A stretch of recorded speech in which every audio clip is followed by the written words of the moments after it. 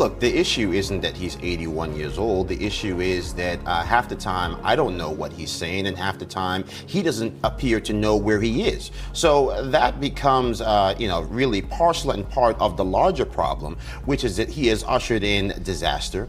He is the architect of the end of Pax Americana. We have watched the peacetime in the Western world since World War II come to an end. His disastrous policy here at home has led to the fentanyl crisis, the migrant crisis, bankrupting pretty much every major American city. And that's before you get to the economy. It's before you get to the fact that the world is falling apart in his watch. So those are the issues. The candles on the birthday cake, in many ways, the least of Americans' concern.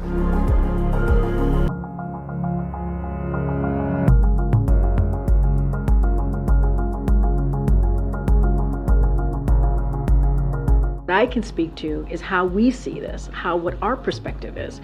Our perspective is that it's not about age, it's about the president's experience. That's what we believe. And it's, as they say, the proof is in the pudding, right? The president has used his experience to pass more bipartisan legislation in recent time than any other president. That's just a fact. That is something that we have seen this president do, and that's because of his experience. He's been able to manage multiple foreign policy challenges.